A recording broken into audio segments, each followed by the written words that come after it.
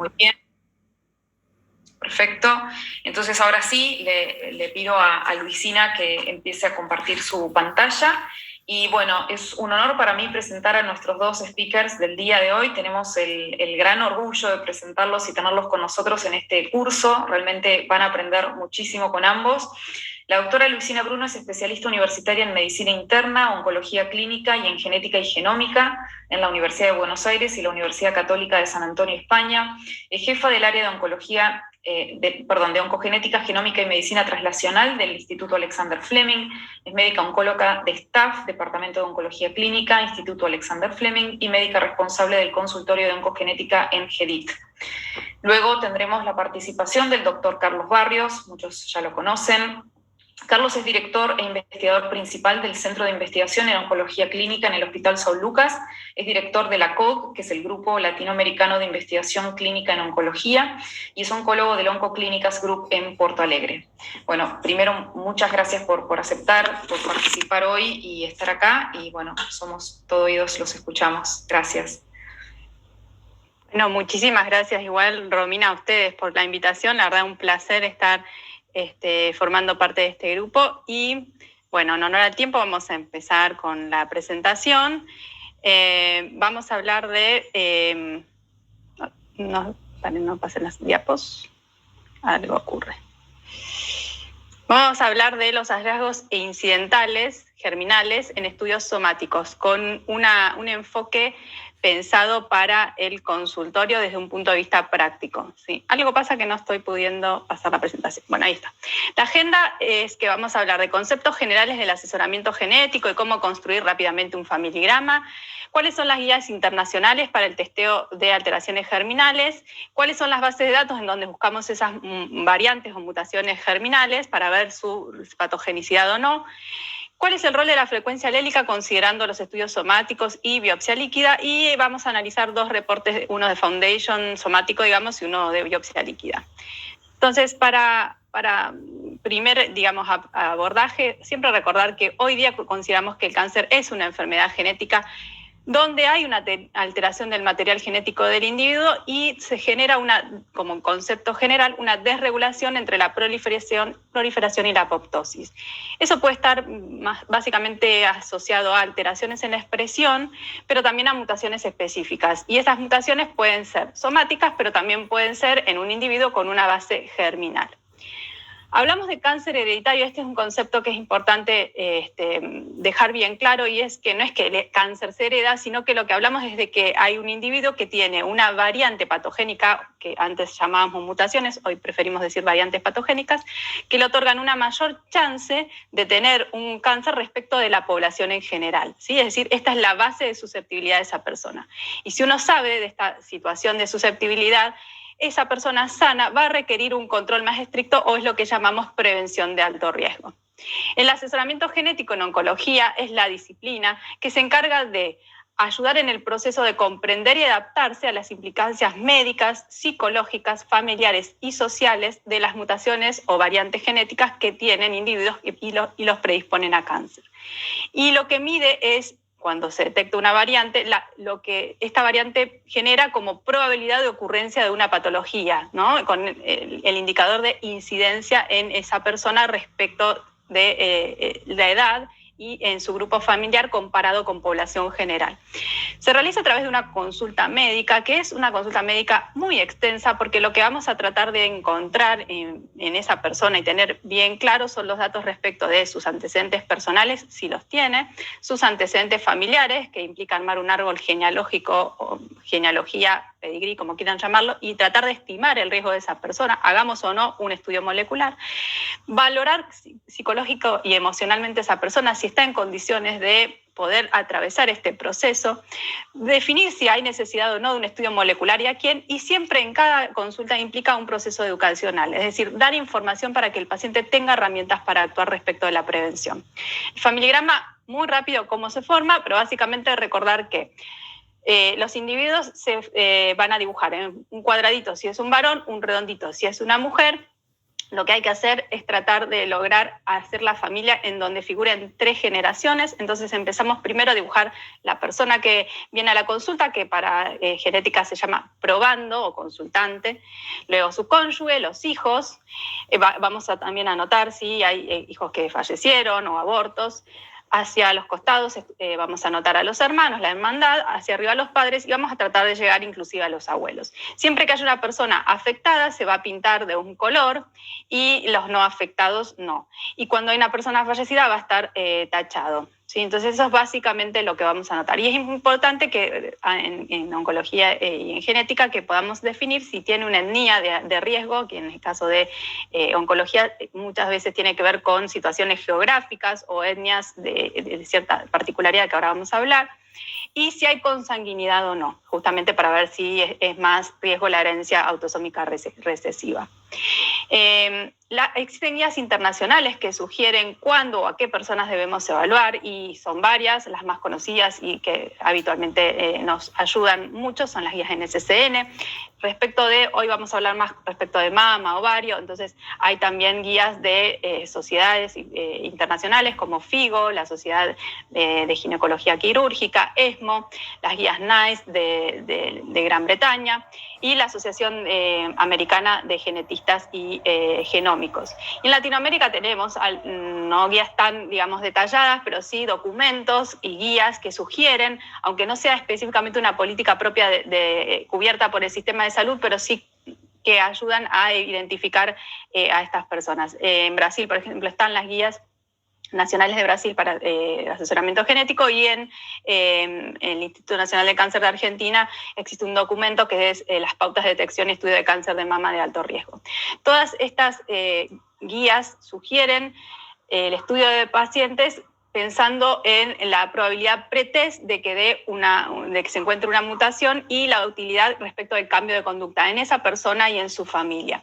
Y cuando esto supera cierto riesgo, que generalmente mínimo 10% de chance de que uno detecte una variante, se considera un estándar de cuidado. Yo les simplifiqué lo que mucho dicen esas guías con mucho detalle para términos de hoy poder hablar, digamos, más fácil con ustedes respecto de algunos casos, pero básicamente hay criterios simples para recordar. Y cada vez que haya una paciente con diagnóstico de cáncer de mama a edad temprana, según el punto de corte para algunos 45 o 50 años, esa persona ya tiene criterio de evaluación asesoramiento genético, o si se trata de un cáncer de mama triple negativo, para algunas guías es solo triple negativo, por otros menores a 60 años. Si hay cáncer de mama en el sexo menos frecuente que es en el hombre, todo diagnóstico de cáncer de ovario epitelial, porque tiene una alta chance de tener mutaciones de BRCA asociadas. Cáncer de próstata recientemente se incorporó a las guías cuando es de alto riesgo, con alto riesgo de recidiva, cuando está recaído metastásico por utilidades terapéuticas. Y en ciertas etnias de alto riesgo, una de las más clásicas y habituales es recordar etnia judía para los genes BRCA1 y BRCA2. Solo estudiamos pacientes sanos si no tenemos chance de estudiar a sus familiares afectados, porque la chance de detectarlo es mayor cuando detecto en la persona afectada y porque en eso me va a dar mucha información. Si yo estudio una persona sana, no voy a saber si realmente en la familia justo esa persona era la única que no era portadora de la mutación. A eso se le llama al caso correcto, afectado, que me va a dar información, caso índice adecuado versus caso índice inadecuado. Los objetivos del asesoramiento genético es tratar de detectar estos portadores de genes de alta susceptibilidad estando sanos o cuando han tenido un diagnóstico inicial para poder pensar en medidas de prevención de otros órganos, del órgano contralateral, que es screening de alto riesgo, cirugías reductoras de riesgo, si tiene implicancia terapéutica para aquel paciente que ha sido diagnosticado o si tiene interés en enrolarse en ciertos trials dirigidos a investigación respecto de mejores medidas de prevención o tratamientos. Y por supuesto poder identificar esta situación en una familia nos permite saber chequear después a sus familiares para ver si hay familiares portadores sanos que te van a empezar esta prevención de alto riesgo o haya aquellos que no recibieron la mutación dentro de la familia que tienen el riesgo de población general y que se llaman verdaderos negativos. Si podemos hacer esto, vamos a dar utilidad clínica. Estos pacientes van a poder disminuir su riesgo de enfermar de cáncer, de fallecer por ese tipo de patología, y vamos a poder tomar medidas diferentes. Por esto se dice que esto tiene utilidad clínica y es altamente accionable y se considera un estándar de cuidado. Podemos plantear el interrogante de qué ocurre cuando esto de detectar mutaciones tiene que ver en genes de riesgo moderado o bajo, en donde tal vez la carga genética no influya tanto y no podamos decir medidas de prevención tan claras. Entonces, el objetivo real es la detección de genes de alto riesgo, podemos discutir moderado riesgo. Y es un proceso, no es una sola consulta, no es hacerse un laboratorio. El paciente, muchas veces por inquietud propia o derivado por su médico, va a la consulta, el médico tiene esta consulta, tenemos estas consultas prolongadas para poder tomar todos estos detalles y hacer un árbol genealógico bien exhaustivo, y se decide cuál es la persona a evaluar, qué estudio genético corresponde, si de gen único, si de combinaciones de genes, que se llaman paneles multigenéticos, y también es importante la otra parte, y es la devolución de ese resultado. Una vez que se haga el estudio, ¿cómo se interpreta? Porque para los que no están en temas, no es que uno siempre va a obtener un resultado positivo mutado, negativo normal, sino que también puede aparecer una variante con un significado incierto, o que yo encuentre que no haya un gen específico, pero que de todas formas, viendo el antecedente familiar, mucha carga, igual haga una sugerencia de medidas de prevención distintas. Por lo tanto, la devolución de los resultados, la interpretación del riesgo familiar, tiene que estar dado por un médico entrenado y no siempre es la lectura sola de un estudio. Y tenemos muchas veces los médicos asesores genéticos y genetistas que intervienen en tratar de interpretar estas variables, estas variantes, ¿sí? Y tenemos herramientas que son las bases de datos germinales, que durante mucho tiempo eran muchas superpuestas, desintegradas. Uno debía leer más de una base de datos para poder encontrar finalmente en dónde estaba registrada esta variante, y que desde el año 2014, a través de una iniciativa que se llama BRCA Challenge, de la cual un subgrupo de ese desafío era poder hacer una armonización de las bases de datos, poder tener curaduría, es decir, alguien que se encarga de decir si realmente es patogénico o no, de esas variantes en un sitio único. Lo que se logró es que varios repositorios de información genética, germinal y genómica, como son ClinGen y Human Variome Project, pudieran unir, por supuesto, esto gracias a políticas y inversión en esto, se pudieran unir en dos grandes bases de datos que son ClinVar, LobD, pero sobre todo en LobD, donde se tiene la de Human Variome Project, y que todas estas a su vez se unieran en esto que se llama BRCA Exchange. BRCA Exchange es un megaproyecto que incluye a todas estas bases de datos, consorcios y grupos de investigación, y que inclusive tiene una cosa muy, muy práctica, que es que existe una app para iPhone que uno puede buscar, seguir variantes, etc. Hay otras iniciativas europeas como UMD, y yo les puse ahí chiquititas la iniciativa del CITER, que es del Instituto Nacional de Cáncer de Argentina, que en realidad es diferente de las otras porque esta es más clínica, está, digamos, alimentada, influida por las variantes que encontramos los médicos de la red de cáncer familiar. Las otras muchas veces son los laboratorios las que directamente cargan los estudios. Nosotros lo cargamos para justamente tener información, tenemos una curaduría, y eso en algún momento también se va a, digamos, a compartir con estos otros proyectos que van fuera de Argentina.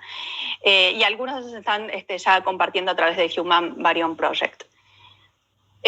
Pero lo importante es saber por qué buscamos esto, porque identificar variantes patogénicas germinales permite la prevención en cuanto a controles que son mucho más tempranos y son diferentes con otras metodologías que lo que hacemos habitual. Una mujer con cáncer, con portadora de una mutación de BRCA debe empezar sus controles a los 20, 25 años, no a los 40, y agregar una resonancia mamaria a sus controles junto con la mamografía para poder identificar si hay un diagnóstico temprano.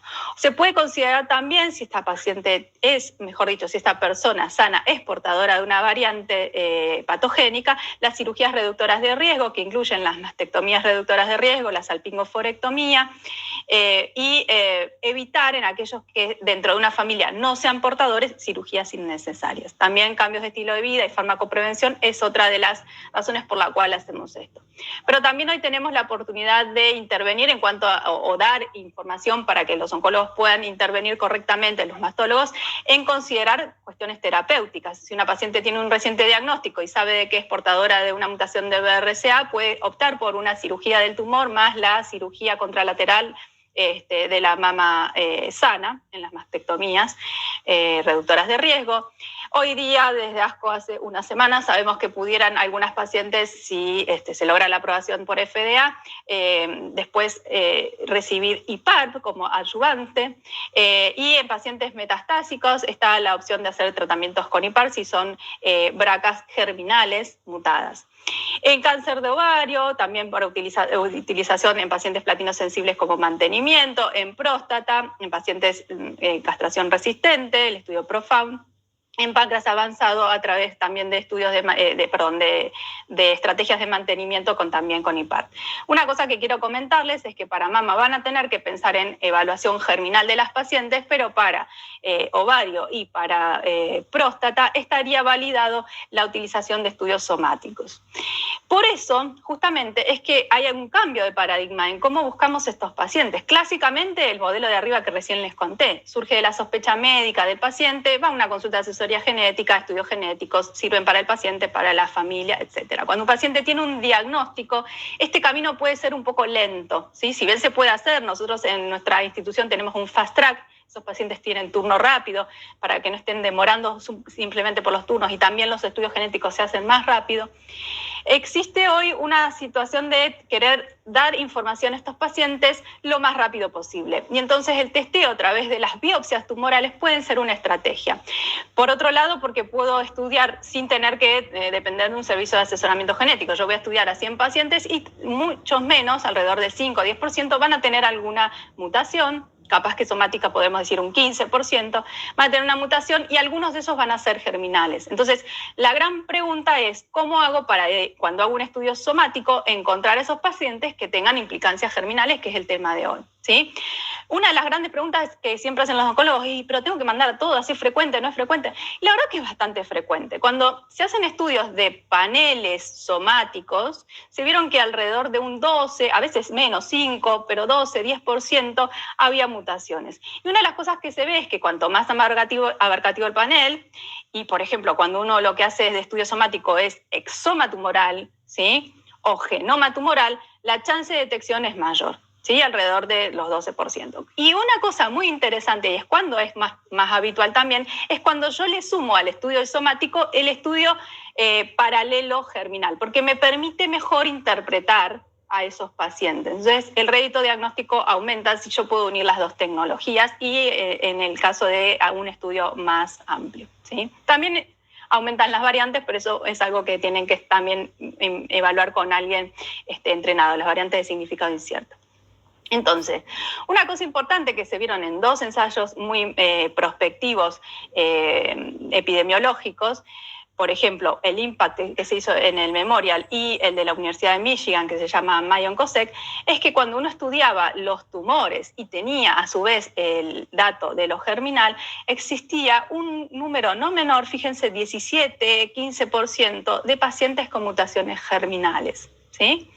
De todas esas mutaciones que globalmente se habían detectado, un 17 o 15% habían sido germinales. Y una cosa que aprendimos de esos estudios, por eso siempre los tomamos, es que existían también pacientes que tenían mutaciones germinales que nunca hubiésemos sospechado si solo mirábamos esas guías internacionales que decían a quién estudiar, al cáncer de mama joven, al ovario, al triple negativo según cierta edad, ¿sí? Entonces, descubrimos que la incidencia de ciertas patologías, de ciertas susceptibilidades era mayor, sobre todo cuando se estudiaban pacientes metastásicos. Estos fueron todos estudios de pacientes metastásicos. Entonces, probablemente tengan que ver con la biología o tal vez las guías tengan que reevaluarse. Y hoy día, justamente por eso es que se plantea el testeo universal de ovario, el testeo universal de pacientes con cáncer de próstata metastásico resistente a la castración y el testeo universal de pacientes con cáncer de páncreas, aunque no tengan antecedentes y aunque esa edad no sea llamativa. Y desde lo que a nosotros nos importa también saber que si nosotros vamos a plantear un estudio somático para pensar accionabilidad esa accionabilidad no solo son drogas. De las drogas voy a obtener un 5% alrededor aproximadamente de pacientes con mutaciones drogables, ¿sí? Pero si yo le sumo este 10% de pacientes germinales, que va a ser ya son pacientes metastásicos, que va a ser para su familia, voy a tener casi un 15% de accionabilidad. Una cosa que debemos recordar es que es una gran pregunta, pero ¿tengo que contarle o no?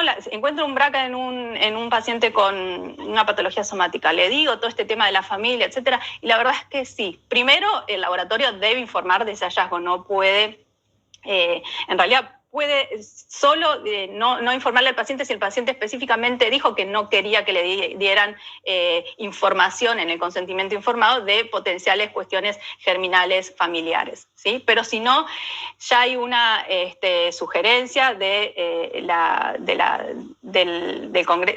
Asociación de Medicina Genética y Genómica de Estados Unidos, que sugiere que hay 59 genes, de entre los cuales hay muchos de susceptibilidad al cáncer que deberían ser informados siempre, ¿sí? Estos hallazgos incidentales. Entonces, ahora retomando esto de los estudios somáticos y tumorales, ¿cómo hago para saber cuándo descartar? ¿Voy a estudiar a todos? ¿Puedo dejar de estudiar a algunos, pensando que por ahí es más probable que la mutación sea solo del tumor y no sea germinal? Bueno, hace poco salió esta publicación que es una guía muy interesante. Primero vamos a hablar de algunos conceptos para poder entender a qué pacientes decidimos estudiar y a quién no. Y uno es, ¿qué es esto de on-tumor? Hablamos de una mutación on-tumor cuando la mutación aparece en una persona con un fenotipo que es clásico asociado. Es decir, si yo hago un estudio somático en una paciente con cáncer de mama y encuentro en el estudio somático una mutación de BRCA, la verdad es que debería sospechar que probablemente no sea solo del tumor y pueda existir esa chance de que la paciente sea portadora de una mutación germinal y lo estoy viendo también en el tumor, ¿sí? Entonces, on-tumor es cuando coincide con el fenotipo habitual. BRCA para mama, ovario, próstata, páncreas, colon y Lynch, ¿sí? Ahora, ¿qué pasa si yo hago un estudio, por ejemplo, de un tumor de pulmón y me aparece un BRCA? ¿Sí? O un osteosarcoma me parece BRCA. Eso no es algo que se vea habitual en el fenotipo. Entonces a esto le llamamos off-tumor, ¿sí? Otro concepto importante es la tasa de conversión, que es el número de variantes patogénicas germinales multiplicado por 100 según el número de variantes patogénicas del tumor. Es decir, cuánto carga de esa variante está dentro de las mutaciones que tiene ese tumor, la tasa de conversión, ¿sí? ¿Cuántos de esos pacientes que tienen una mutación en realidad de fondo es una mutación germinal y no es solo una mutación del tumor? Y la fracción alélica mutada o variada, o MAF o BAF, es la proporción que se observa de un alelo específico dentro del tejido tumoral, ¿sí? Y esto la fracción alélica se puede encontrar como concepto dentro del tumor o en los ADN circulares, ADN tumoral circulante, que es todo un tema y ahora vamos a verlo aparte. Entonces, ¿qué tenemos que recordar respecto de fracción alélica? Fíjense el cuadrito. Si yo hablo de una fracción alélica de una persona portadora de mutación, de una situación germinal en genes de susceptibilidad, generalmente los genes supresores de tumores, o en síndromes autosómicos dominantes, voy a encontrar un 50%, es decir, el paciente tiene una mutación y la otra es normal. 50% de ese alelo está mutado, ¿sí? La excepción es los mosaicismos, que no vamos a hablar ahora, pero que dan fracción alélica menor. Pero puede variar por cuestiones técnicas, por eso decía, fíjense en el cuadrito. No es que siempre va a ser 50%. La cuestión técnica por NGS puede hacer que yo tenga una variante, tenga una susceptibilidad y la fracción alélica solo sea el 30%, por cuestiones técnicas de NGS. Así que no puedo descartar una variante como germinal si solo encuentro un 30% en un tumor. Y 70%, bueno, amplificaciones, etcétera, también como técnica, por cuestiones técnicas de NGS. En el tumor también podemos encontrar la influencia que ocurre por el resto del tejido, por el infiltrado linfocitario, porque haya necrosis, hemorragia que me cambian la fracción alélica, porque el tumor sea hiperploide, ¿sí? Entonces voy a encontrar mayor fracción alélica, porque haya lesiones y amplificaciones. Y en la biopsia líquida, fíjense que abajo, en más chiquitito, se encuentra lo que podría encontrar como una fracción alélica habitual en una mutación somática, no superar el 20-30%, ¿sí? ¿Qué ocurre con las biopsias líquidas? Que ahí sumamos otro tema, que es lo que puede ocurrir si hay DNA circulante por otras cuestiones que están circulando en ese paciente. Por ejemplo, porque haya tenido un traumatismo importante y tejido sano haya pasado, ¿sí? Es DNA circulante. Pero en algunos casos, porque yo tenga una patología propia de la médula, o no llegue a ser patología, que es esto que se llama CHIP o hemopoiesis clonal de significado incierto, es decir, cambios somáticos de la médula que entran en la circulación y los puedo detectar en la biopsia líquida. ¿Sí? Entonces, esto puede encontrarse hasta un 10%, la hemopoiesis clonal y significado incierto, hasta un 10% de la población adulta mayor a 65 años. Y en pacientes con cáncer es mucho más frecuente y posiblemente tiene que ver con la exposición previa de nuestra médula, de la médula de estos pacientes, a citotóxicos. El promedio habitual que se puede tener que ver con esto de CHIP es el 4 o 5%, pero puede haber un rango mayor. Puede inclusive llegar hay reportes de 90%, pacientes recientemente infartados con un chip que es probablemente casi una mielodisplasia. Y fíjense que tienen un riesgo de progresión, es bajo, pero existe un 1%. Los genes que están vinculados a chip generalmente tienen que ver más que todo con el control de la metilación y de la expresión. Pero dentro de ellos también está, por ejemplo, ATM, CHEK2 y P53. Así que ojo con P53 porque puede llevar a diagnósticos inadecuados del Li-Fraumeni cuando en realidad lo que se está tratando es un chip que está como sobreexpresado con esta fracción alélica muy alta, ¿sí? Así que ojo porque pueden ser falsos positivos. Y esto que ven aquí, esperen que, bueno, el título no se alcanza a ver, pero esto es off-tumor, ¿sí? ¿Cómo es esa tasa de conversión dependiendo de ciertos genes? Y vemos que, por ejemplo, para BRCA, yo les marqué BRCA2, BRCA1 como más frecuente, arriba está marcado BRCA1. Fíjense que no es 100% que van a tener una chance, está en azul, ¿no? Es una chance de que sean germinales, azul es germinal, pero es una alta chance de que sean germinales en pacientes con tumores que no tengan nada que ver con el fenotipo de BRCA, pulmón, o recién les decía, osteosarcoma, hepatocarcinoma, lo que sea. BRCA2 tiene un poquito más de posibilidades de que se traten de mutaciones somáticas, pero de todas formas es alto, ¿sí? Y fíjense cuántos son los genes que tienen por lo menos un 50% de chance de que se trate de situaciones vinculadas a hallazgos incidentales y germinales. Entonces la guía de ESMO nos dice que tengamos en cuenta los genes de alta penetrancia que están dibujados ahí, la edad del paciente, aquellos que aparecen en edades muy menores de 30 años, siempre la proteína retinoblastoma y APC hay que estudiar y considerar de acuerdo al tipo de tumor, porque son muy frecuentes como mutaciones somáticas, P53 y neurofibromatosis 1. Entonces, ¿cómo hago o cuándo descarto estos hallazgos incidentales en forma de conclusión? Cuando tengo una variante que corresponde al fenotipo de tumor, está on tumor, cuando aparece en edad temprana, cuando hay antecedentes personales y familiares que yo los tengo que preguntar. Si se trata de genes de alto riesgo, son esos 30 que aparecían en la lista. Y si la fracción alélica es sospechosa. Acá tenemos que tener en cuenta qué tipo de técnicas se utilizaron para la NGS, si era vinculada o dependiente de PCR o no. Las de hibridización no requieren tanto tema de validación, pero si yo tengo una fracción alélica del 20% para las indels, puedo considerar que se trate inclusive de una mutación germinal. Y del 30% para las que solo cambian un nucleótido, por eso single nucleotide variant, del 30%. Por eso dicen el punto de corte distinto según el tipo de mutación. Y las indel necesitan, tienen menos capacidad de detectar los NGS, así que se va un poquito más abajo y hasta un 20% en el tumor puede tener que ver con mutaciones germinales. Y vamos a ver dos casos clínicos ya para ir terminando. Esta es una paciente, cortesía de la doctora Victoria Costanzo, de 50 años de edad, que con un tumor de triple negativo T2N1M0 hizo cirugía conservadora, vaciamiento, ahí falta radioterapia, quimioterapia, esquema habitual, pero tiene una recaída al año con adenopatías supraclaviculares bilaterales, le hacen la biopsia, es nuevamente un triple negativo, hizo múltiples esquemas de quimioterapia, a los cuales responde pembrolizumab, carboplatina, gemcitabine, tiene una respuesta parcial, pero a los 18 meses vuelve a recaer mientras que estaba bajo pembrolizumab.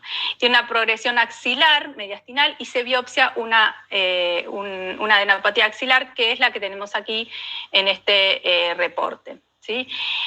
Van a ver varios reportes de Foundation One, pero fíjense que siempre nos muestran a la derecha, en este caso, los hallazgos que tienen que ver con biomarcadores, y esos son biomarcadores asociados a respuesta, y este paciente, a pesar de haber hecho inmunoterapia, era estable, y eso pensamos que tal vez pudo tener que ver con la exposición previa, ¿sí? Tenía un TMB de 3 mutaciones, que es bastante bajo, y dentro de los hallazgos genómicos, fíjense que tenía una mutación de MSH2, de MUTI, de Notch, de PAR, de RAD21 y de TP53. La edad de las pacientes se las recuerdo, 50 años, ¿sí? Entonces, para P53, 50 años no es tan llamativo. Sí, aunque triple negativo, cáncer de mama me hace ruido, 50 años para P53 linfomenil no es tan llamativo, pero fíjense que tuvo un hallazgo de MSH2 que se asocia a síndrome de Lynch y MUTI que se puede asociar a una patología recesiva y ella puede ser portadora y eso tener implicancias familiares, ¿sí? Esta paciente no había tenido evaluación previa de asesoramiento genético, lo cual hoy sí hubiese sido una paciente para que hubiese sido estudiada previamente para germinal de BRCA, ¿sí?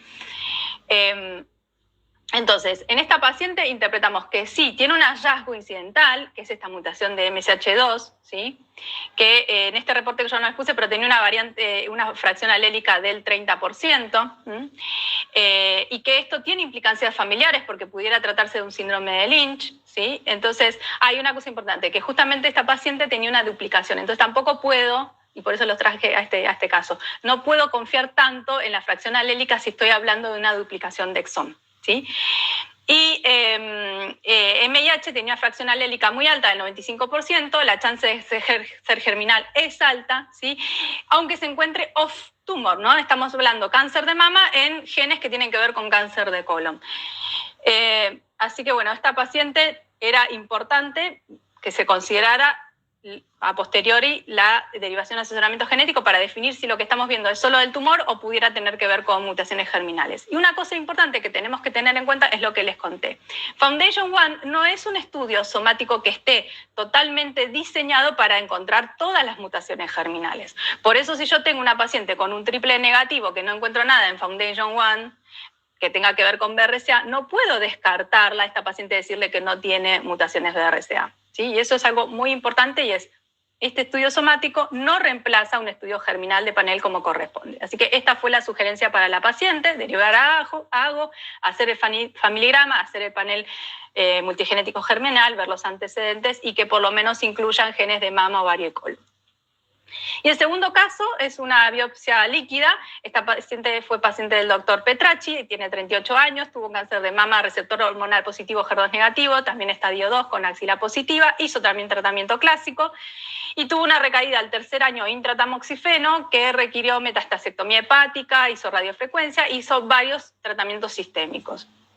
Esta paciente sí vino inicialmente a la consulta de asesoramiento genético. Esta es su familia, ese es el familigrama. De la rama materna, una tiabuela con cáncer de mama. Del lado paterno está dibujado con color verde el padre que tuvo cáncer de próstata, fíjense, mamá, próstata, padre e hija, y una tía que había tenido un cáncer que no tenía tan claro. Se hizo estudio inicial de esta paciente consultó en 2014, asesoramiento genético. Se hizo en ese momento lo que teníamos, que era BRCA, secuenciación completa y MLPA, que fue normal, ¿sí? Progresa, como ustedes escucharon, requirió varios tratamientos sistémicos y por eso el doctor Petracci solicita una biopsia líquida y lo que viene como hallazgo es solo una mutación de CHEK2 con una variante, una fracción alélica del 40%. ¿Sí? Y entonces acá pensamos que esta paciente justamente no tenía evaluado el CHEK2 germinal, le hicimos un panel multigenético y lo que encontramos es que esa mutación de CHEK2 era en realidad una mutación germinal que sí había sido capturada por este estudio somático, ¿sí? Coincidía, por supuesto. Entonces, como conclusiones, los estudios genómicos del tumor no están diseñados para identificar mutaciones germinales, por lo tanto no lo reemplazan, pero pueden ser hallazgos incidentales y esto tener implicancias familiares. Por eso, recordar que si se trata de genes de alta penetrancia, siempre hay que derivar asesoramiento genético. evaluar el escenario para otros genes según fenotipo, edad, fracción alélica y el tipo de estudio que se ha solicitado, si fue exhaustivo o no, y que siempre hay que hacer trabajo interdisciplinario para que los pacientes obtengan de nosotros la mayor información para ellos y sus familiares para las terapéuticas y prevención. Así que ahí dejo de compartir y le doy la palabra a Carlos. Muchas gracias, Luisina, un placer. ¿Algún comentario, Romina? Ningún comentario, excelente, gracias Luisina, te escuchamos a vos ahora, Carlos, gracias. Muy bien. Romina tuvo la amabilidad de decirme que hay estudiantes de ingeniería en la platea. Entonces, voy a tratar y es fundamental cuando uno habla, saber para quién está hablando, ¿no? Y tratar de comunicar las cosas de acuerdo con el concepto que las personas tienen que entender, es llevarse algún mensaje después de la presentación. Y lo que vamos a hablar aquí hay aspectos médicos específicos, pero hay aspectos conceptuales que me parece que todos los que están participando van a reconocer como importantes. Estos son mis potenciales conflictos de interés y están básicamente relacionados a la actividad de investigación clínica que desarrollamos hace muchos años en el hospital. Y obviamente esta presentación refleja mi opinión personal y no la opinión del que está patrocinando esta actividad, a quien agradezco por la invitación, particularmente en el nombre de Romina. Pero vamos a empezar con lo que me pidieron que hablara, y es tratar de concentrar esta discusión en pacientes con cáncer de mama triple negativo. Y que ustedes ven aquí son curvas de más de 22.000 pacientes franceses que nos dicen qué es lo que pasa en la vida real, no en estudio clínico, de los pacientes que se tratan de cáncer de mama en Francia. Y aquí ustedes ven la curva verde, que es lo que le pasa a las pacientes con enfermedad metastásicas que llamamos HER2 positivas. Y ustedes ven que la sobrevida mediana de este grupo de pacientes es alrededor de los 50 meses. Muy cercano de la sobrevida que obtenemos en estudios clínicos con drogas nuevas en este grupo de pacientes.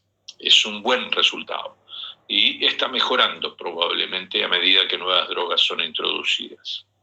En la curva roja ustedes ven el resultado de pacientes con enfermedad receptor hormonal positiva. Es parecido, alrededor de los 40 meses. Y probablemente este número también esté mejorando con la introducción de nuevos agentes, pero esto es otra presentación. Y en azul ustedes ven qué es lo que pasa, ¿no?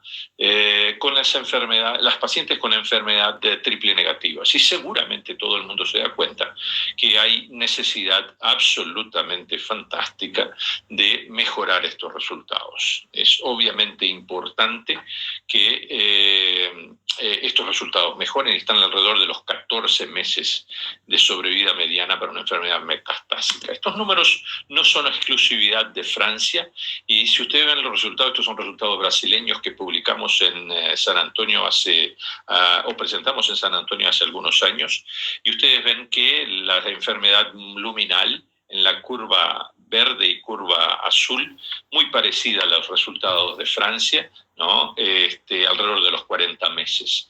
La enfermedad de triple negativa, que en la curva de abajo, la violeta, los 14 meses exactamente lo mismo. Y la diferencia aquí está en el grupo HER2, de pacientes HER2 positivas, que ustedes ven que era 50 meses en Francia y 23 meses aquí, probablemente por falta de acceso en Brasil al tratamiento anti-HER2, que desde esa época ha mejorado y por lo menos parte de los tratamientos disponibles han mejorado estos resultados. Pero seguramente esto habla del acceso a determinados tratamientos y la consecuencia que esto puede tener en el resultado, obviamente, de estas pacientes con enfermedad metastásica. Entonces, el resultado de estas dos primeras diapositivas es decirles que la enfermedad triple negativa es una enfermedad de mal pronóstico y que necesita mejoras importantes en su manejo. Ahora vamos a dar un paso atrás y vamos a hablar un poquito de conceptos de oncología, de qué es cáncer.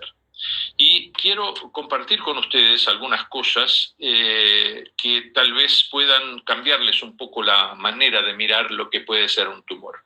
La mayor parte de las personas, incluso oncólogos, incluso médicos en el área, piensan en cáncer como un grupo de células tumorales, ¿no? Y en realidad es fundamental que se reconozca que el cáncer no es un conjunto de células tumorales. Un tumor, cuando uno hace una biopsia, está compuesto de células inmunes, está compuesto de fibroblastos, está compuesto de vasos sanguíneos, endotelio. Hay una serie de células, ¿no?, que vienen del hospedero, que también hace parte del tumor. Y el tumor no tiene una evolución exclusivamente relacionada a la célula tumoral. Todo este conjunto, como si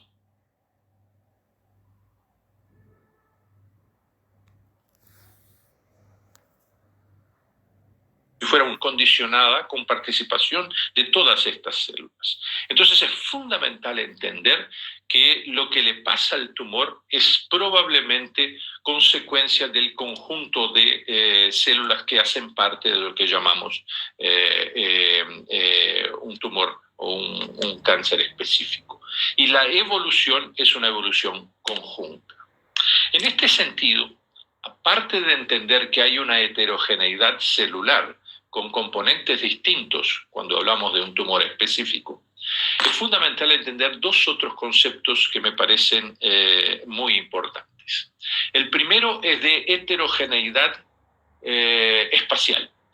Si vamos a tomar un tumor que ha ocasionado metástasis cerebrales, óseas, pulmonares, hepáticas, y vamos a hacer biopsias de todos estos lugares, probablemente vamos a encontrar alteraciones distintas en todos estos lugares.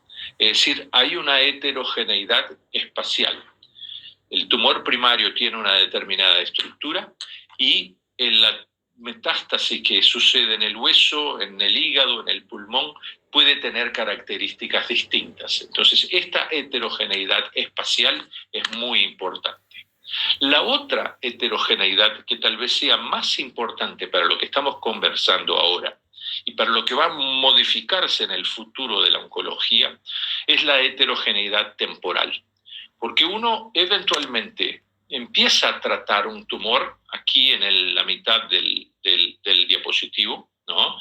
Establece un tratamiento y obtiene algún tipo de resultado, pero hay enfermedad residual. Pero esta enfermedad desarrolla resistencia y tiene una progresión con una constitución distinta a la que el tumor tenía originalmente antes del tratamiento. Entonces aquí se establecen dos conceptos importantes que me gustaría que ustedes recordaran.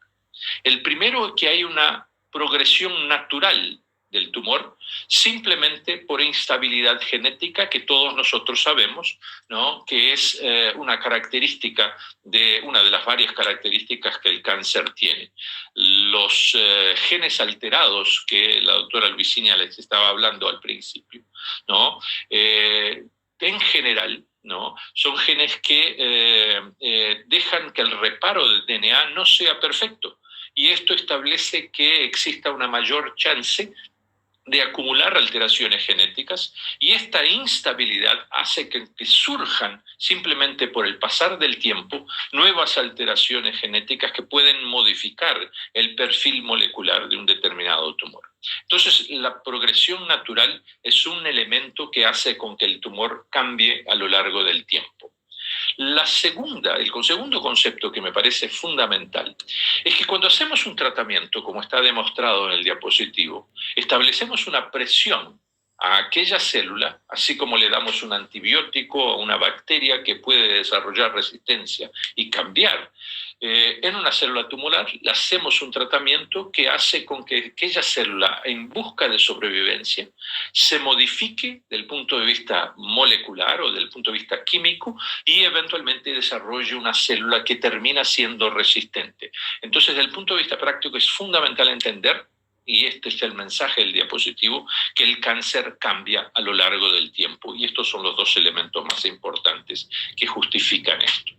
Esto Estos son dos modelos de evolución clonal en cáncer de mama. El modelo de arriba es lo que pasa con células receptores hormonales positivas. El modelo de abajo es lo que pasa en pacientes con enfermedad triple negativa, que es el motivo de la presentación hoy. Y aquí ustedes pueden ver que al principio de la historia natural, ¿no? Esto es cuando el cáncer empieza, vemos que alteraciones de números y composición, estructura de los cromosomas, ¿no? Empiezan y son razonablemente estables a lo largo de la evolución del tumor. Pero a medida que el tumor evoluciona, tanto el receptor hormonal positivo como el receptor hormonal negativo, aquí los triples negativos, vemos que hay cambios del punto de vista de mutaciones que tienen una evolución gradual, ¿no? Y pueden generar una diversidad clonal muy extensa, como ustedes pueden ver, que varios clones empiezan a surgir en la evolución de esta enfermedad. Y un concepto que para mí es absolutamente crítico, ¿no? Hay cosas que me gustaría que ustedes recordaran de esta presentación y esta es una de ellas, ¿no? Quiero que recuerden que el clone, en este caso, que termina matando al paciente, ¿no? Generalmente no está presente en el momento de la enfermedad inicial. Es decir, si yo hago una biopsia en este momento y trato a esta paciente durante toda su evolución basada en el resultado de esta biopsia, voy a dejar de diagnosticar esta serie de alteraciones que son importantes y que condicionan lo que le va a pasar a la paciente en último caso. Entonces, recuerden, el clon que termina matando o la clona que termina matando a la paciente, muchas veces o en una buena proporción de los casos, no la vamos a encontrar presente en el momento del diagnóstico inicial. Entonces, estos conceptos nos llevan a una pregunta que me parece fundamental. ¿Cómo podemos valorizar y estudiar la complejidad de esta constitución, este perfil genómico, ¿no? de estos tumores, cuando hacemos esto con una biopsia única en un momento único del tiempo de la evolución de la enfermedad? Si les acabo de decir que el cáncer cambia y tiene una evolución, seguramente esto es algo que tenemos que revisar y considerar en nuestra práctica clínica. Entonces, desde el punto de vista práctico también es importante que pensando en este concepto, es sorprendente que hayamos conseguido tantos buenos resultados con este tipo de estrategias, que es lo que utilizamos en la práctica clínica normal. Y ahí viene lo que hoy en día llamamos de oncología de precisión, nuestra capacidad de, mucho más allá del microscopio, ¿no? Estudiar alteraciones moleculares, perfiles y modificaciones de esas alteraciones a medida que la enfermedad va cambiando, y esto nos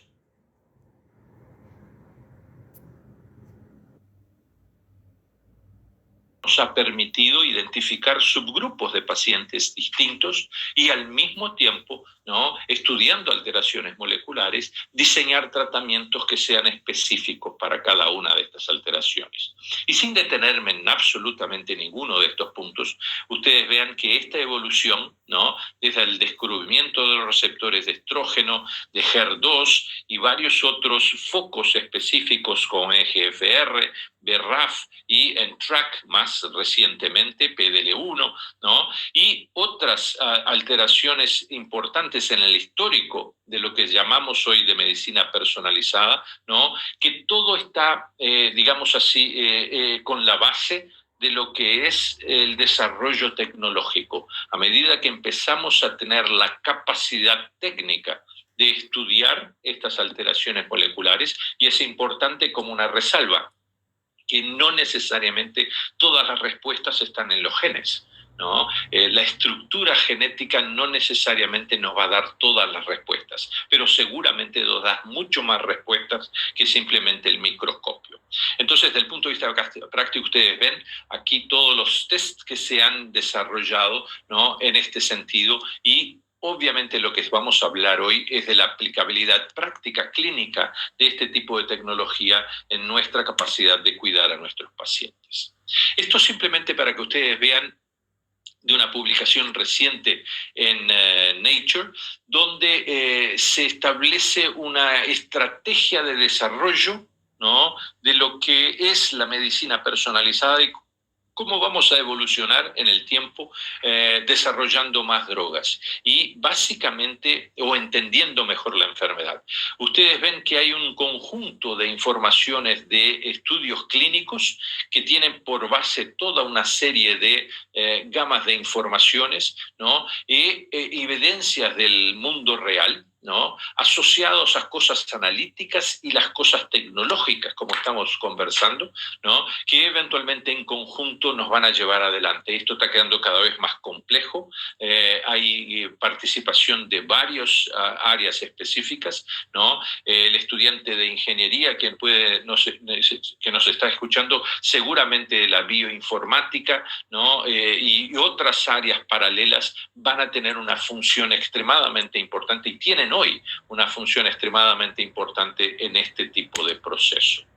Pero hay desafíos muy importantes a ser considerados. Hay desafíos biológicos, ¿no? Como les dije, hay una complejidad muy grande del genoma, ¿no?, y la diversidad es absolutamente fantástica, ¿no? Generamos mucha información que no sabemos todavía cómo interpretar. Esto es uno de los desafíos de recibir estos reportes de Foundation y de otros de Impact, ¿no?, en que tenemos resultados de alteraciones genéticas que no sabemos cómo interpretar, porque simplemente no las conocemos o no tenemos experiencia. Entonces, estos challenges biológicos y educativos son extremadamente importantes de considerar. Hay desafíos clínicos, ¿no? El diagnóstico cambia, ¿no? Cómo estamos acompañando a estos pacientes ahora con la introducción del DNA circulante, ¿no? Las cuestiones comerciales de presión para usar estos test, muchos de ellos sin validación clínica, y esto es extremadamente importante, ¿no? La falta de entrenamiento en estas tecnologías y la interpretación, problemas de interpretación de estos exámenes, ¿no? Hay limitaciones técnicas de acuerdo con el tipo de panel que puede estar disponible, ¿no? Y obviamente, como les estaba diciendo, los genes no tienen todas las respuestas. Son importantes, pero seguramente hay respuestas que van mucho más allá de que una mutación o que una alteración genética detectada por un test de Next Generation Sequences. Y obviamente, ¿no?, muy importante para toda nuestra región, y es algo que podemos compartir en todos los países que están representados en esta platea, ¿no?, hay problemas de acceso, ¿no? Acceso no solo al test, pero también acceso a los tratamientos que se pueden desarrollar en este campo, que son importantes.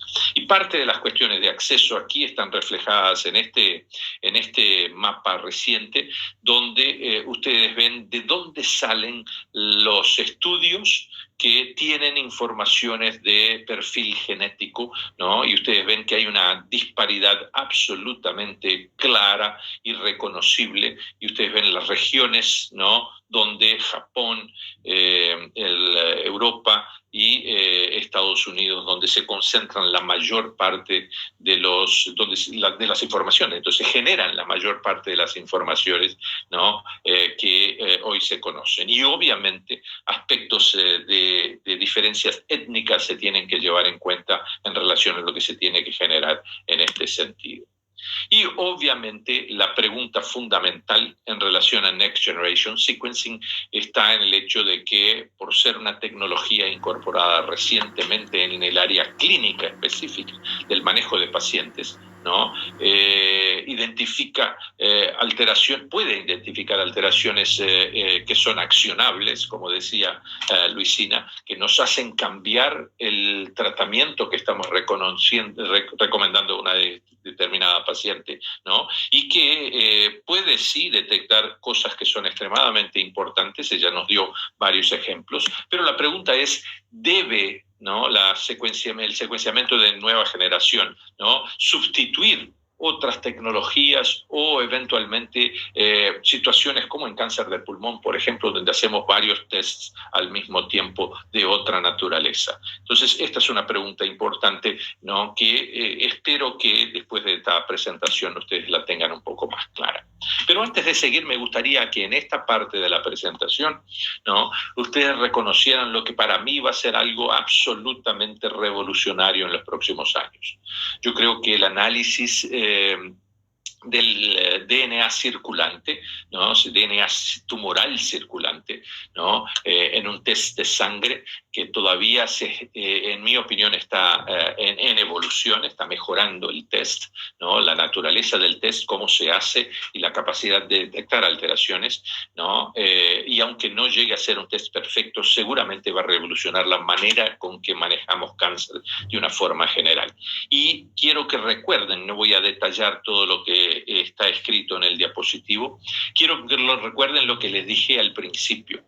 El cáncer es una enfermedad que cambia a lo largo del tiempo, ¿no? Y hacer una biopsia de forma repetida es seguramente algo que es difícil, ¿no? Hay lugares que son fáciles de biopsiar, hay muchos lugares que son muy difíciles de biopsiar, si no imposibles, ¿no? Entonces, desde el punto de vista práctico, hacer una biopsia inicial, fenómeno bárbaro, el paciente tolera, es necesario, pero repetir biopsias es un desafío muy particular.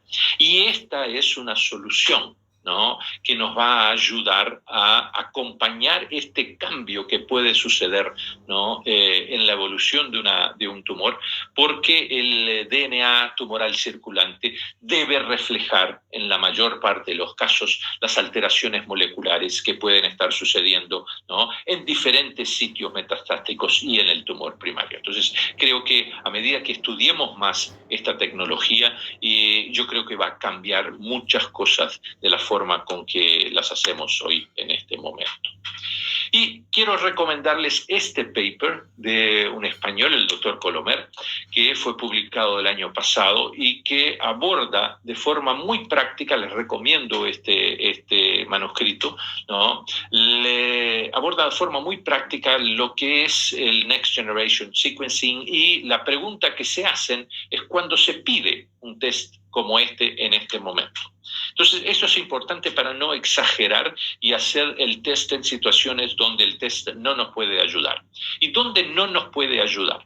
Ejemplo, no está indicado en pacientes con enfermedad inicial donde estamos estableciendo un tratamiento de cura definitiva, ¿no? Un cáncer de mama adyuvante, ¿no?, una situación de esta no merece de principio un test genético, porque esta información generalmente no nos cambia la recomendación terapéutica. Una excepción posible en esta situación es estudiar la predisposición genética con este panel de genes que confieren una predisposición para el desarrollo de la enfermedad, como hablaba la doctora Bruno en la primera presentación.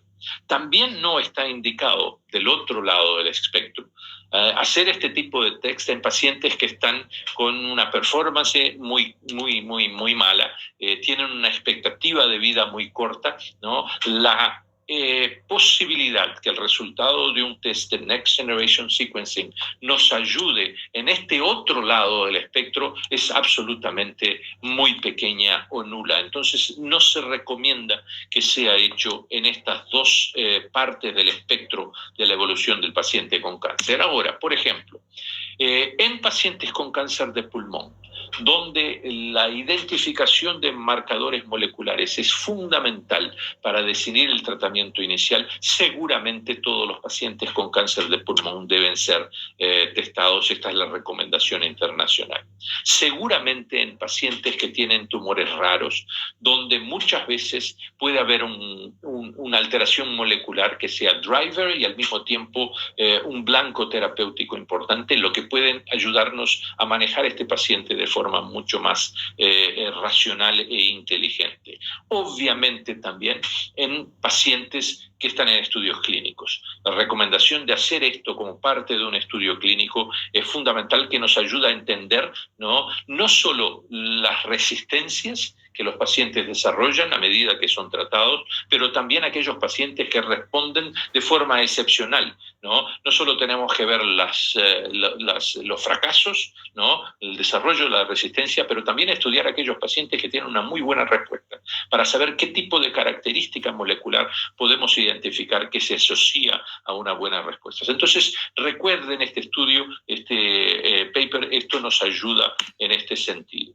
Y específicamente, la única información que existe hasta ahora de forma más formal, ¿no?, por ESMO en esta situación, es la utilización de esta escala que se llama SCAT, que evalúa diferentes alteraciones moleculares y clasifica de acuerdo con la capacidad que esta alteración molecular tiene de indicar un tratamiento específico, ¿no?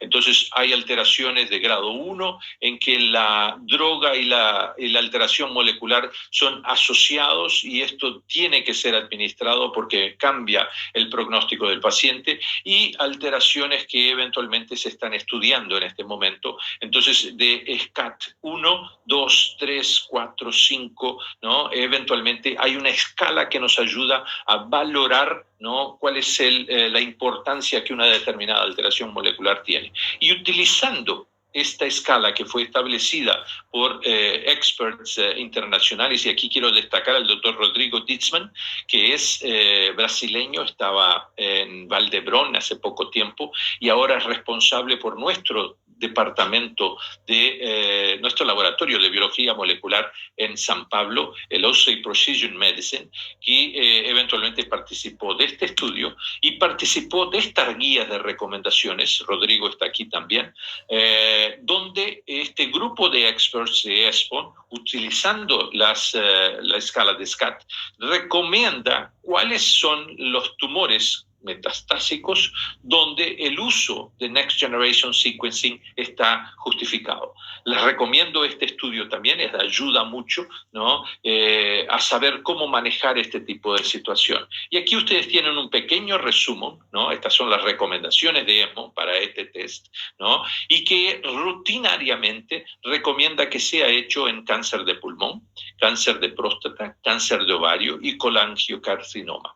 Detección de alteraciones importantes que solo pueden aparecer en Next Generation Sequencing, se cambian la manera de manejar estos pacientes, ¿no?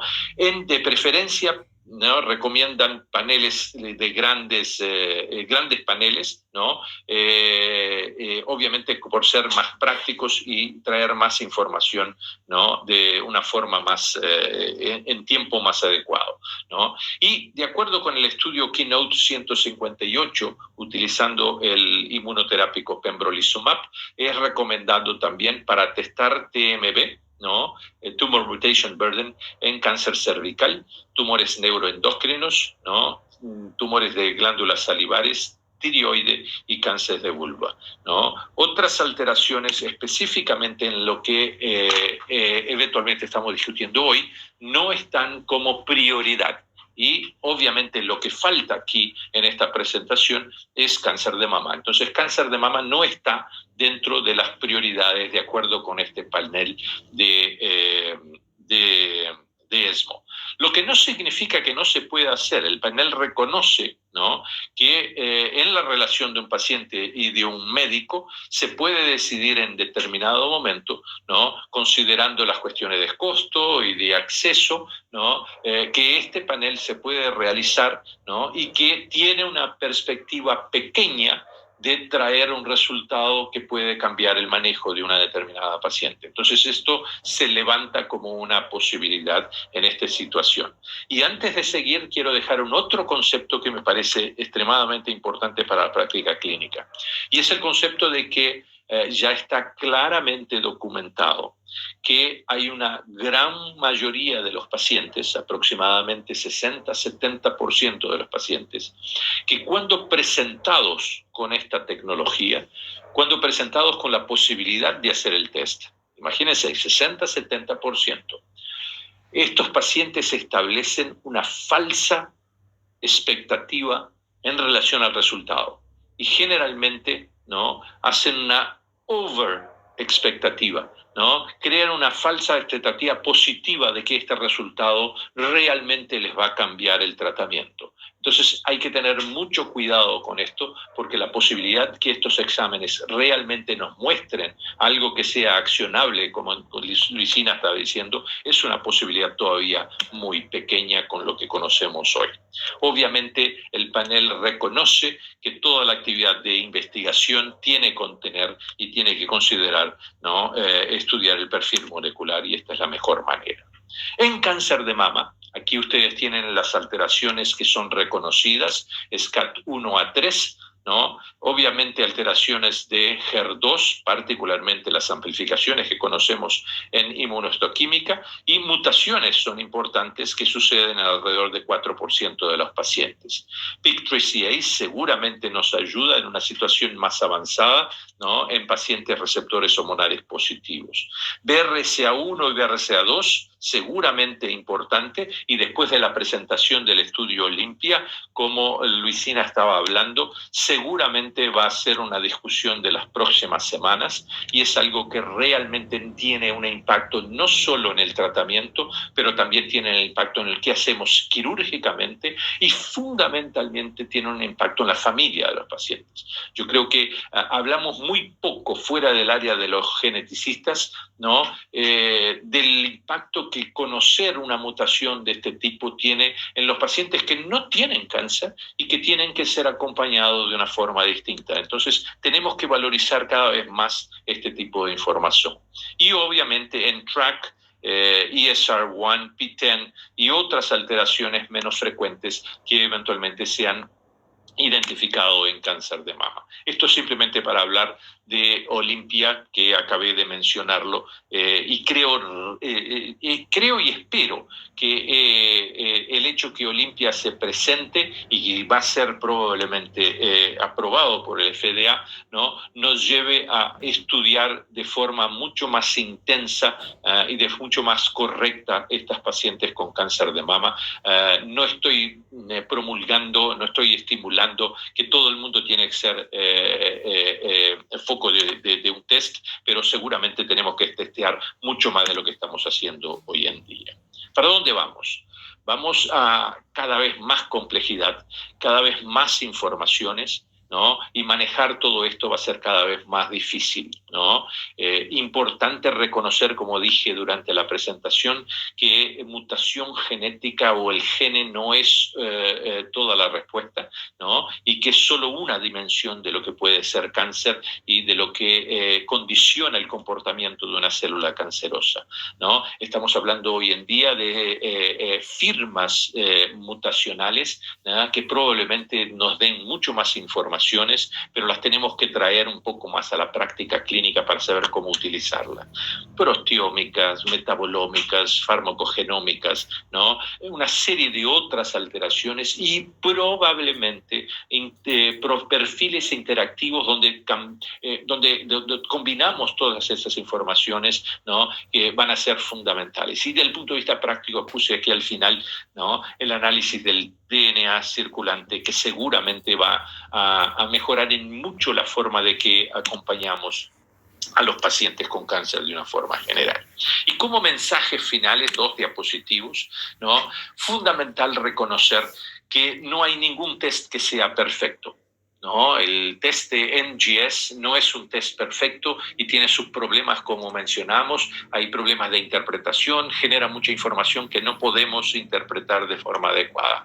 Pero no testear es para mí inaceptable, ¿no? Detectar una alteración específica, ¿no? Es extremadamente importante para un paciente específico. Entonces, si hablamos estadísticamente puede ser un fenómeno raro, pero para aquel paciente aquello le cambia completamente la vida y obviamente el tratamiento, ¿no? Entonces, en este sentido, ¿no? Este tipo de testeo está aquí y se va a quedar. Y tenemos que acompañar, porque si no la tecnología nos va a terminar atropellando. Y fundamentalmente el último mensaje que quiero darles presumiblemente todos ustedes son más jóvenes que yo, ¿no? Esto es muy verdad para nosotros, gente de mi generación, y probablemente sea verdad para la mayor parte de ustedes. Hoy en día dependemos y vamos a seguir dependiendo cada vez más de tecnologías que no existían cuando nos formamos por la primera vez.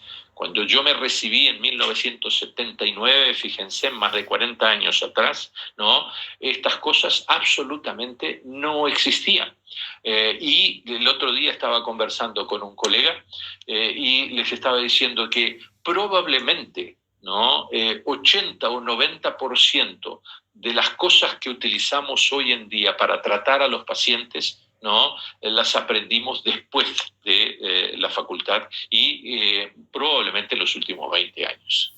Muchas gracias por la atención y quedo a disposición para preguntas. Excelente, muchísimas gracias, Carlos, por la presentación. Y bueno, tenemos varias preguntas. Vamos a comenzar con la primera. Esta es para Luisina, de un espectador anónimo. Quedó ahí la respuesta, pero me gustaría, Luisina, si la podemos hacer también en forma oral para todos los que están acá como espectadores. La pregunta dice: después de identificar incidentalmente una mutación con el panel somático, ¿con qué otra prueba hacen la confirmación para ver si es germinal y si secuencian al gen? Bien, sí, yo quería comentarla esta también, más allá de que estaba escrita, porque me parece que es una muy buena pregunta y permite hablar de varios conceptos. Primero, por supuesto, como Foundation no es un estudio que esté diseñado para un estudio germinal y lo que estamos viendo es tumor, lo que corresponde, si yo detecto una mutación, pongámosle un nombre como por ejemplo, un paciente que en un tumor X encuentra una mutación de BRCA, yo debería tratar de confirmar si eso es germinal o no, y el estudio que se hace es la secuenciación completa de ese gen. Si estoy hablando de un on-tumor, por ejemplo, si aparece BRCA en mama, yo no solo voy a pedir la mutación puntual que detecte, voy a pedir la secuenciación completa, porque puede ser que en realidad esa sea una mutación somática y me esté perdiendo de una mutación germinal, que no esté viendo por la patología. Entonces, por eso dije evaluar el contexto. ¿El gen corresponde? Sí, es un gen de alta penetrancia y puedo decirle algo a una familia muy importante, aunque haya aparecido en un cáncer de pulmón y no tenga nada que ver. Es importante, hay que estudiarlo.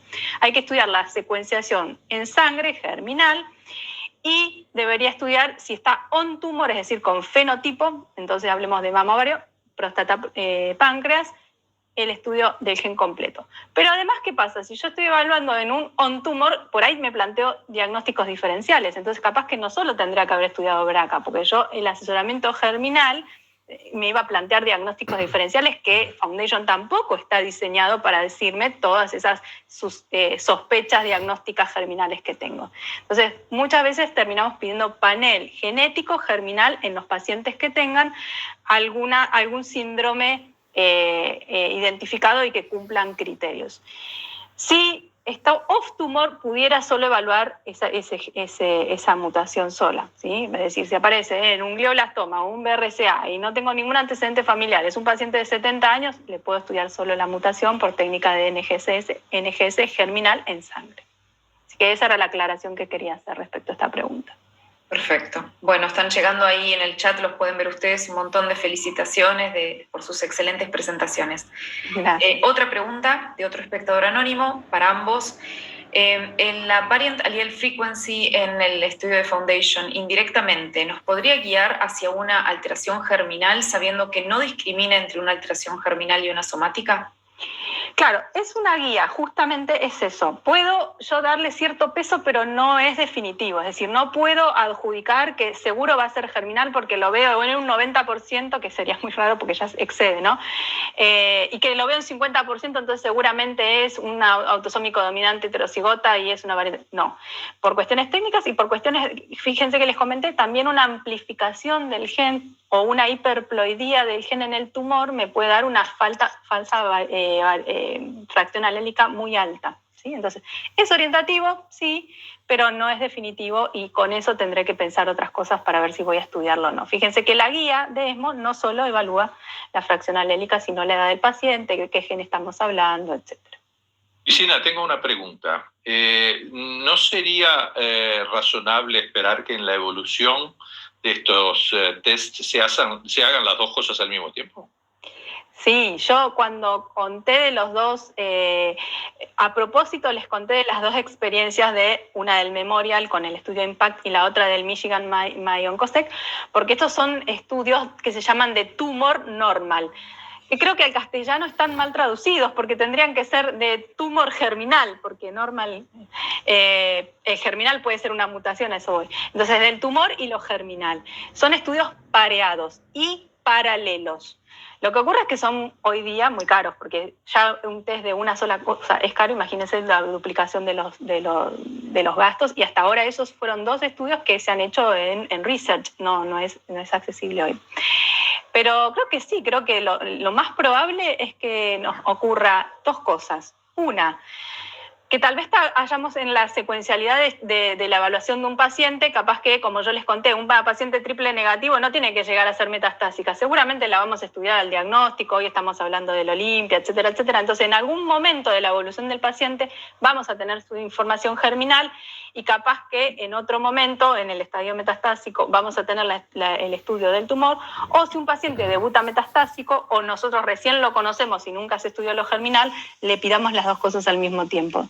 Yo creo que más o menos va a funcionar así cuando tengamos mayor posibilidad, por una cuestión de costos y de acceso, ¿no? Exacto, con el costo y el acceso, y obviamente hay que pensar en la evolución de esto, porque si te acordás, hace 15 años se conocían 2 o 3 genes, ¿no? Totalmente.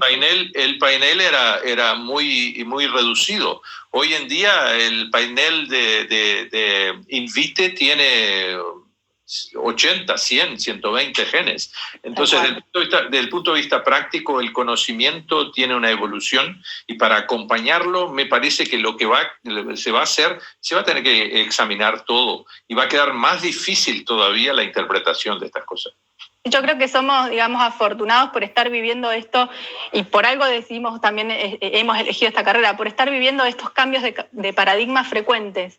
Dentro de las personas que están en el chat, mencioné gente que conozco, porque los genetistas también estamos como adaptándonos todo el tiempo a cuál van a ser nuestros pacientes, y siempre nos pasa que vamos viendo que cada vez tenemos más pacientes para evaluar, y ahí entonces nos empezamos a plantear estos nuevos modelos, ¿no? Cómo podemos empezar a trabajar interdisciplinariamente para que tal vez no todos los vean el genetista, o parte entrenemos a nuestros oncólogos para que en un momento ellos puedan dar la información esencial y después nosotros podamos evaluar más la interpretación de la familia en un momento más tranquilo del paciente.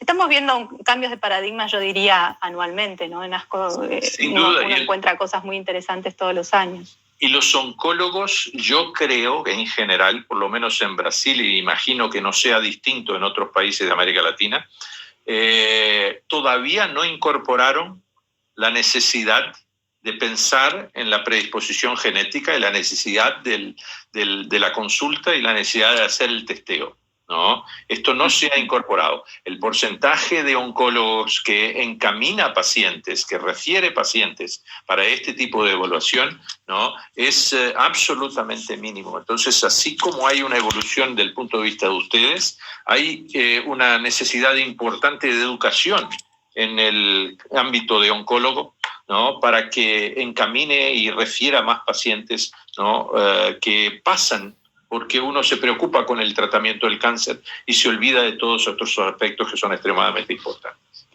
Sí, seguramente, eso estoy totalmente de acuerdo, pero también a veces uno hace un poco una mea culpa, y yo a veces me pregunto cuáles son las barreras que uno a veces impone, ¿no? Personalmente puedo decir que uno no da abasto, entonces, bueno, ¿cuántas más personas entrenamos en esto? ¿Cómo hacemos para ayudarnos de la tecnología, la telemedicina? Claro. ¿Alguna forma para que podamos hacerle más corta la consulta a un paciente metastásico, una consulta de 40 minutos, pobrecito?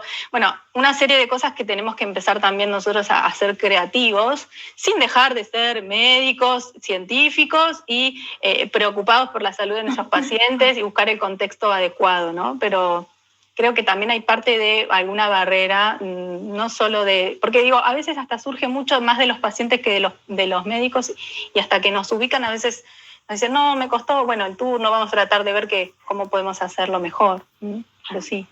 Tenemos dos preguntas del público. Elías pregunta al doctor Barrios, ¿cómo considera usted que acompaña el marco regulatorio actual al uso de NGS para la toma de decisiones en la terapéutica de los pacientes con cáncer? Bueno, esto depende de cada país. Obviamente tiene que pasar por el hecho, ¿no? Hay mucha gente, hay un concepto importante que se aplica en muchas regiones, en muchos países, muchas administraciones. Yo no tengo plata para pagar esta droga que necesita de una alteración molecular específica. Entonces no voy a autorizar el diagnóstico de esta alteración molecular específica. ¿Por qué no voy a poder pagar el tratamiento? Si identifico a la paciente, no tengo nada para hacer con este test. Esto me parece que es algo completamente equivocado, ¿no? Esto pasó con cosas muy simples, por ejemplo, con la detección de HER2 en Brasil durante muchos años, ¿no? En el sistema público de salud de Brasil no se autorizaba hacer inmunohistoquímica para HER2 porque el sistema no conseguía pagar trastuzumab, ¿no? Por este motivo se murieron 5.000 mujeres brasileras entre 2005 y 2013, que fue el periodo de tiempo donde duró esta situación, ¿no? Hasta que en conjunto nos dimos cuenta que era una barbaridad, ¿no?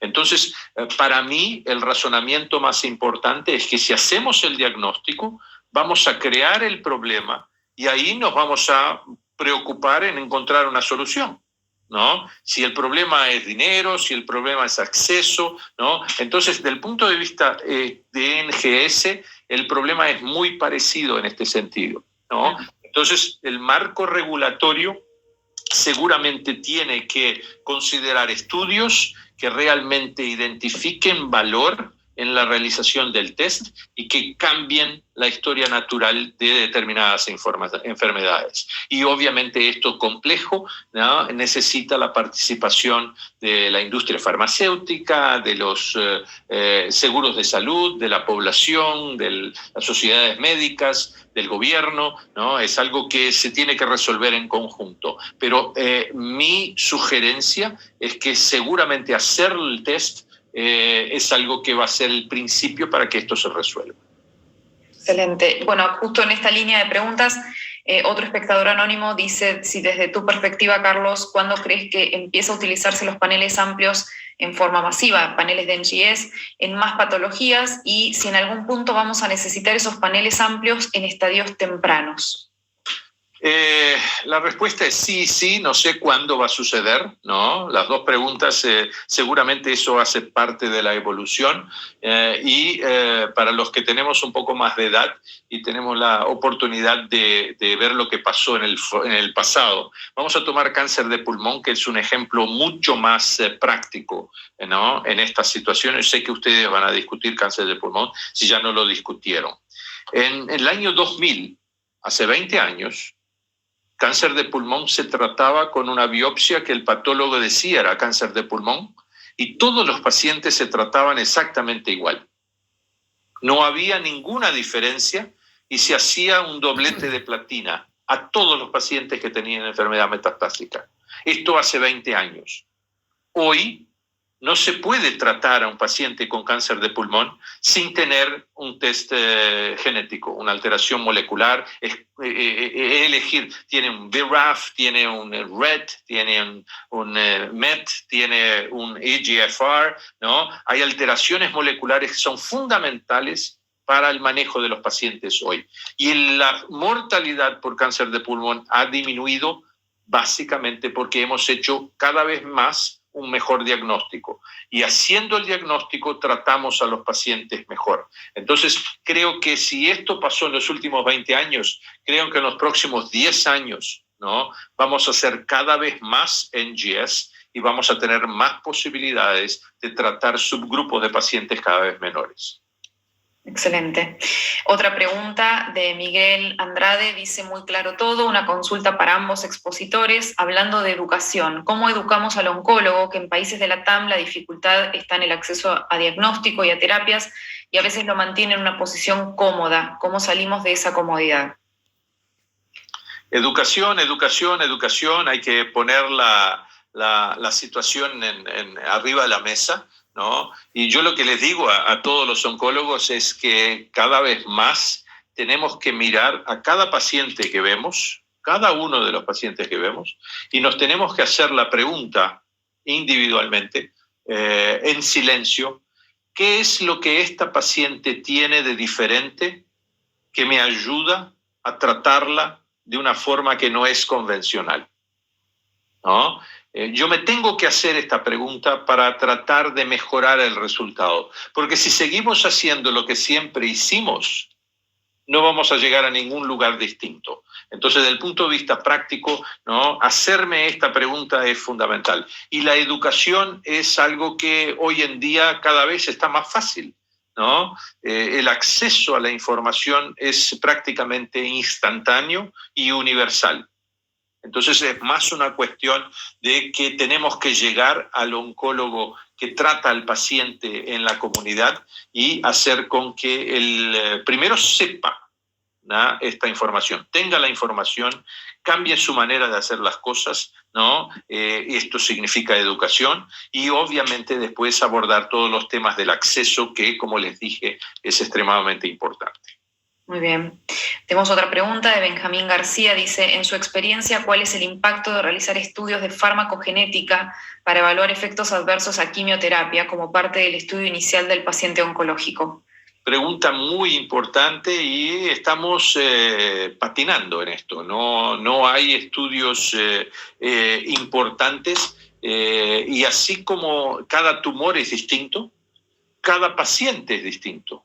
La estructura genética que determina el comportamiento metabólico y la capacidad que un determinado organismo tiene de manejar, ¿no?, bioquímicamente una determinada droga es absolutamente distinta. Entonces, ¿qué es lo que sabemos de esto? Muy, muy, muy poco, ¿no? Y hay poco interés en general, en mi opinión, en desarrollar esto, pero es uno de los aspectos que define muchas veces que una droga sea eficaz o no sea eficaz. Entonces, seguramente es un área que necesita más desarrollo. No estamos haciendo todo lo que se debería hacer en este sentido.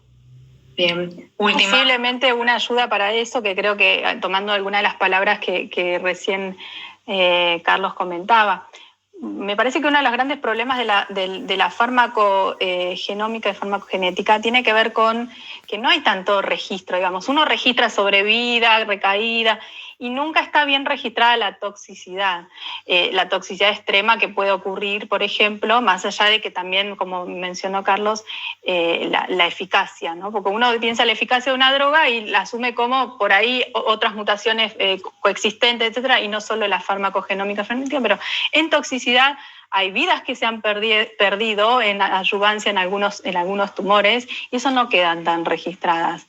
Yo creo, y también en esto creo que uno suma a una cosa importante, y es los pacientes. Los pacientes cada vez son más, están más empoderados y pueden llegar a ayudarnos a que visualicemos este problema.